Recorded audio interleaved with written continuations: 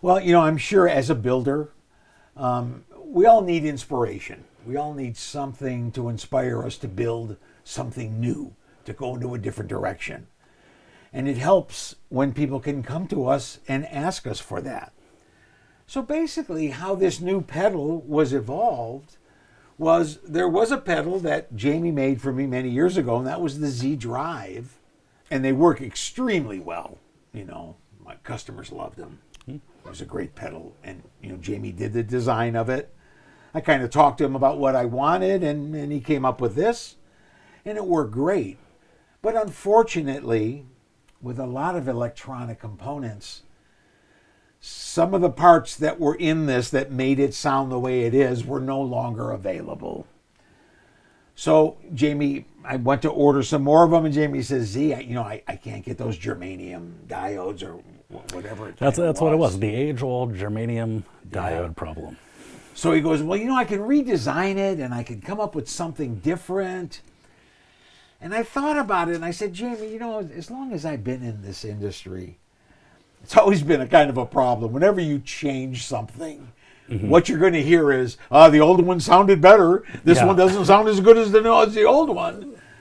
So I said, you know what, Jamie, how about if we come up with something new? How about if we come up with a new design? And Jamie was like, yeah, what do you have in mind, Z? And I go, I don't know, let me think about it, let me get back to you. So I had noticed that there were some pretty cool pedals that used a real tube as opposed to an op amp and a germanium or a FET that tried to emulate what a tube sounded like. So I said, man, maybe we should do a pedal with a tube, a boost pedal with a tube in it. So I thought about that a little bit more, and there's a specific tube that I use in this amp, the KT45 and the Route 66 and the Z28. Many of the models that I produced had an EF86 front end. And an EF86 is a little bit of a unique tube. It's kind of more like an output tube than it is a preamp tube. It is a pentode, meaning that it's a 5-element tube, not a triode like a 12AX7.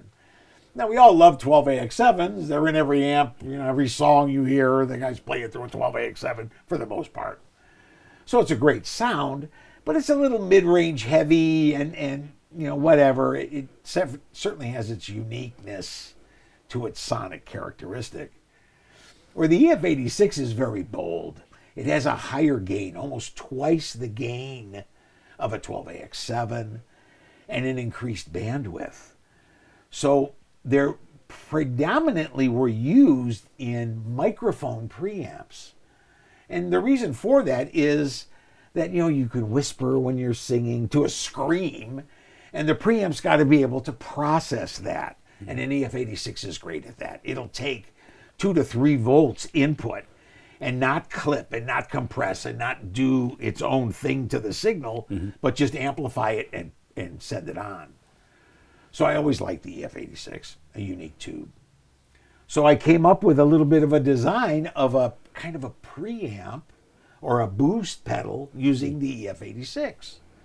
And I came and brought it to Jamie, and we played it here in the shop. And Jamie played it, he goes, that sounds really good. And he's playing different amps with it and saying, man, I really like that. I says, okay. So that was kind of the inspiration. I left, and then Jamie came up with this unbelievable pedal with all of its uniqueness. It's really a preamp and a power amp driver and a computer driver and great headphone jack, and also his own little speaker emulation that he developed for it.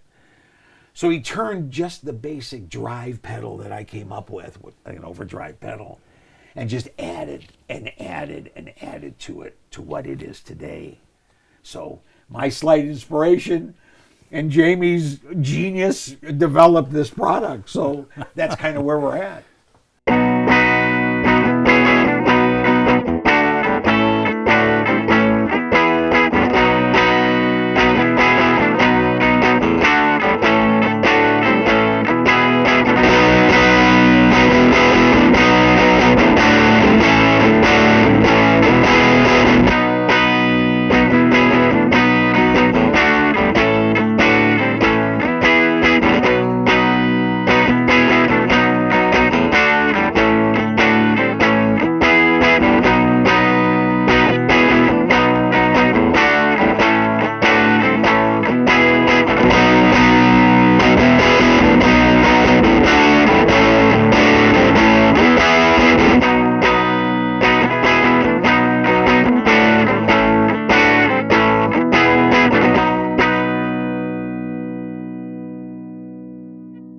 when you brought this to me, I was like, huh, what could this possibly do? But I do feel like the first time I plugged it into the amp, I think the first amp I used with it was a Model T. Yeah. I don't know, I felt like it was magic instantly. Like it created all these harmonics and this really nice drive that I hadn't gotten out of the Model T before. Right. Even with like just regular boost pedals like I was using or overdrives, like it just didn't kind of bloom in the same way. And I agree, the EF86 is a pretty interesting tube. This is like, you know, I don't know enough about tubes personally, so like that was one thing that was exciting about this. Is like, ooh, get to work with something new. It's always fun.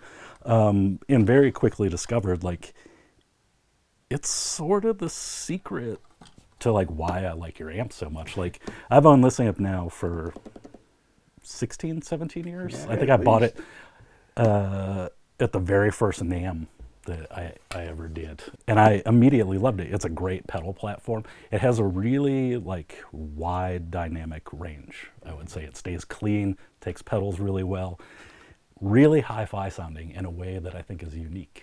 Right. Like I haven't, nice hi-fi. Yeah, like I haven't heard it that way, where it's like not like there's no like harsh top end to it. It's just like real the fidelity full. is just so broad. Yeah. The bandwidth is so broad. It's amazing. Yeah, and I felt like this little preamp, like it really simplified it all down to just where you could hear like what the tube does. Right. I think, and there's also a uniqueness to what guitar you plug into it. Yeah, you really hear the sound of whatever the guitar is. The different nuances of each guitar and pickup really is expanded through an EF86 so much. Yeah, where a 12AX7 kind of puts its own little spin on the sound. It's a very familiar sound, I think, the 12AX7. Right.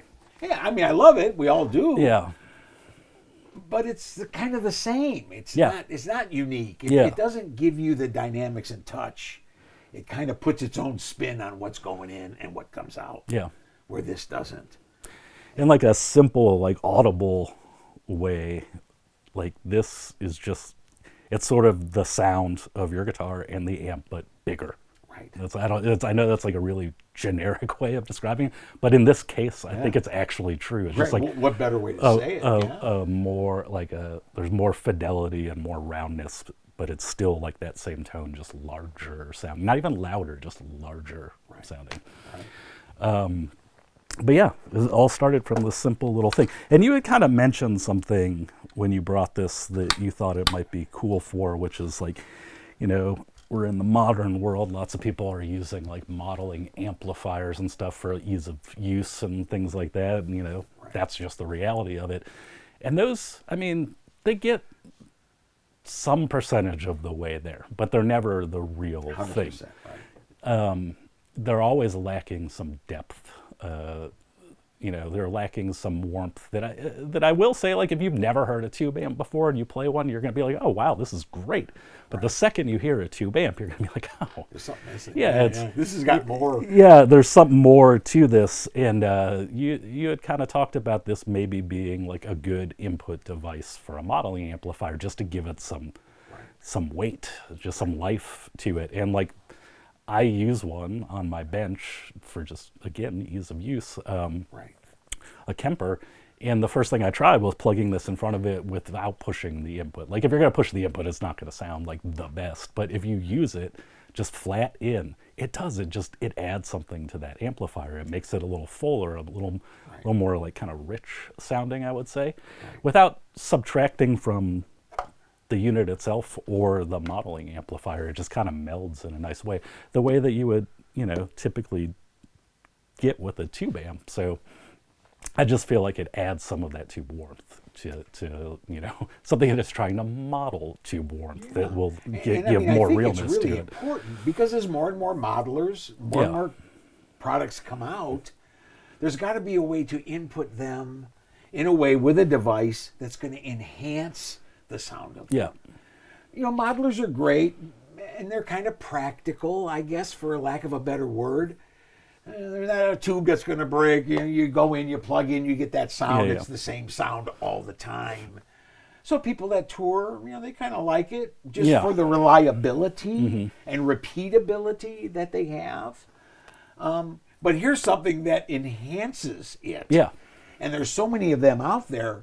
let's market a product that can be used with it. Yeah. So you can have that and this and get a perfect kind of sound. And add to it. And, while there are like a few tube preamp pedals out there, none of them use the CF86 as far as I know. Right. And it has this really unique sound that I think really lends itself to things like the modeling amplifiers, because it doesn't overdrive on its own. It's a very big, full, clean sound that you can meld in with that.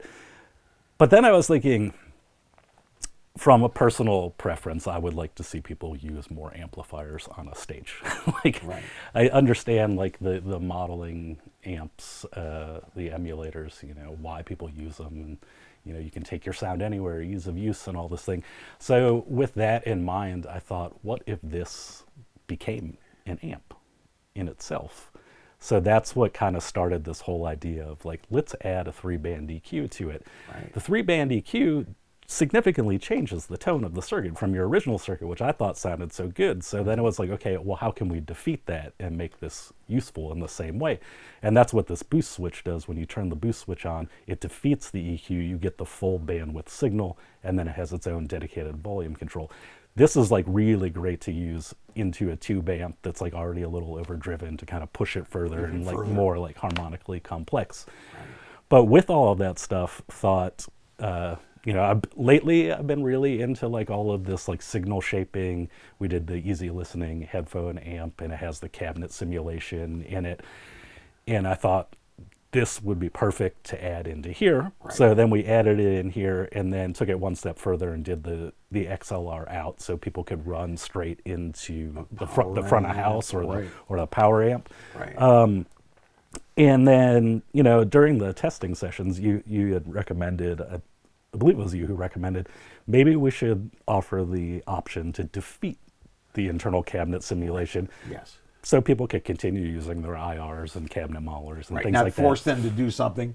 Everyone's going to find subjectively, they're going to hear things differently, whatever. Yeah. So you give them the choice. You give them the option. I think it sounds great. Yeah. Personally. And it's like not modeled after any particular speaker or cabinet, but it has like, I would say just like a very familiar kind of flat. Right. A nice kind of 212 cab sound that's big and full in there. Yeah. It's like a kind of a flat, but like well-rounded in like full kind of sound. Like you're not going to miss the depth, I think, if you're running direct into the front of the house. So then that kind of solidified this, like, okay, well, this could just be the amp itself. You put it at the end of your pedal board, you run everything into it, then you run that into the front of house, and then you're actually running a tube amp direct into the front of house. A very like powerful, loud, clean tube amp. And then the last thing was just incorporate the headphone jack, and then you can play at home silently. It has the headphone jack always has the cabinet modeling because you're not going to want to hear the direct sound from this. Right. And if you don't want to use that with headphones, you can run out of this DI into your computer, bypass the cab sim, and use the headphones that way. So I think in the end, like this came together and ended up being like a way more powerful, useful device than we had initially intended it to be. Exactly. My inspiration for the amp, and then, like I said, you just took it 5-6 steps further. And I'll tell you, talk about the headphone jack. I've never heard a headphone jack sound that good. Thanks. I've never heard when you put them on me, I'm like, oh my God. It's amazing how good it sounds. Yeah. And this is great for a guy that's at home. You're at home, exactly. You plug that in, and man, you could play all day long, and your daughter could be sleeping in the next room, whatever. You're not going to have that problem. Yeah.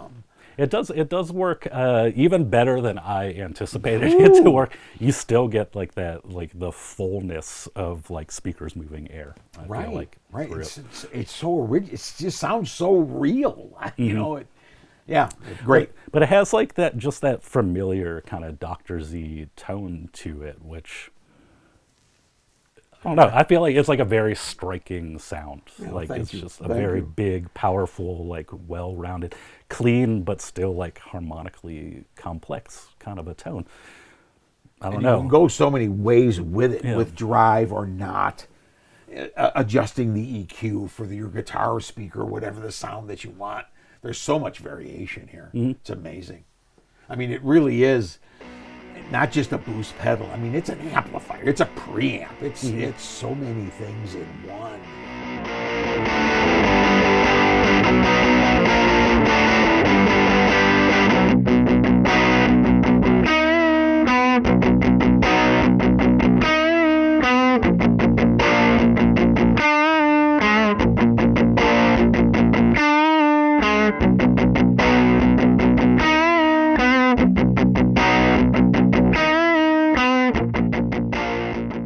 The first time I ever worked with tubes, and there's still a lot I have to learn. So I just kind of took it as like, okay, I'm going to take the circuit that Z built and do nothing to that. Like, he understands this tube. He designed a circuit that already sounded great. It kind of didn't need anything else. So I would say like the first 2 months is like, what do I do to this that doesn't destroy that tone? And the next thing was, I wanted to power it like it would be powered off an amp. I think it's very important to run this tube off the right voltage, but I didn't want to make it difficult for people. So like, you needed to be able to plug in, right, you know, just a 9-volt tap off of a common like modern power supply. So it was kind of just doing a lot of research. How do I take 9 volts and create, you know, essentially 500 volts out of this, which is what happens in this pedal. And then we kind of knock it back to 200 volts to power the tube. So you get like the full range of the tube. Right. And it makes the signal huge. Like, that's one thing that I think people are going to notice right away. I think it's best placed at the end of your signal chain because it'll clip a buffer, like if you drive it hard enough. Right. It's a big, powerful signal. It's like adding a preamp, another like preamp tube in front of your amp. So I just feel like it's best placed there. Learning about that stuff was fun. Learning about like what makes this tube kind of so interesting. It's so different than other tubes was cool. But I still have a lot to learn, I would say. This was a really fun project and concept. It was something out of the norm for me. As archaic as it might seem, it was a challenge. It's something different. It was and one unique thing that we did, we went down the road thinking about, since we're both manufacturers, down the road when someone has one of these, how are they going to maintain it? Yeah. So we went and found a really nice EF86 that was made by Electro Harmonics, available to anybody. If you break it, you need a new one, you go online and for $15 you can get a new one sent to you that same day. Yeah. So that was kind of important. We didn't want some unique EF86 that no one can get, a new old stock one, an old Wing C or whatever tube that someone couldn't replace and say, well, it doesn't sound like the old one, whatever. We found this. Jamie really liked the sound of this Electro Harmonics. So this one that you gave me, this is the one that you would typically use, right? Yes. And this is a pretty hard to get tube. You have a limited quantity of these. And I know that me and Buddy, we A-B'd a bunch of tubes together, and some were just like immediately obvious. Like, this does not sound close at all. The EHX one sounded really good. Yeah, very good. I was kind of surprised to be honest with you. I mean, those tubes that I get that I use in my amps, I get from a guy in the Ukraine. If you can believe that. I call him, I pay him for them, and in a month or two, then they come in the mail, and I get them.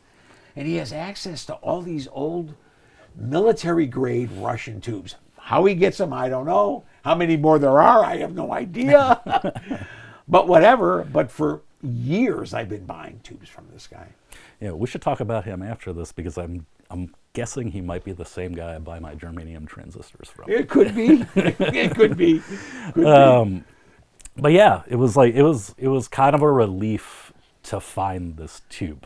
I would say, like, that was the one thing I was worried about. Yeah, that eliminates any of our service issues years from now. Yeah, exactly. Someone can buy this and know that, okay, if I need it, I can replace it. It's not a difficult thing. It's an easy thing to do. Yeah, and the fact that it's like right here on the front, you can just remove that cover, pull the tube and it's out, nice and that you stick put it a in. shield on it so it's protected. But it's nice that it shows too. Yeah. Instead of it being nested inside the box, it's there, and it's a tube. Man. Yeah, it's actually there. I I will say this, like EF86 very specific tube. You cannot just plug a 12AX7 in or something like Good that. point. Good point. People Jim. absolutely should not try to do that. It is a 5-element tube. It's like an output tube. You can't just put a preamp tube in its So place. like this would be, you replace it with the same part number. Exactly. It's kind of the heart of the circuit. You're not going to want to replace it anyway. Right.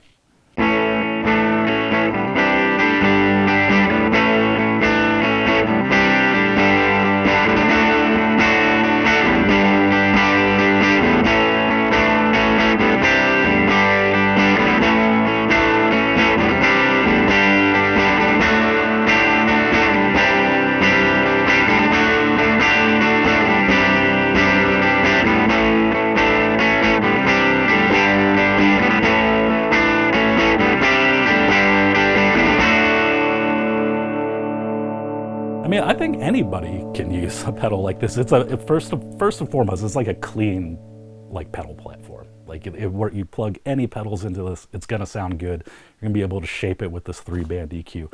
The next would be anybody who uses tube amps.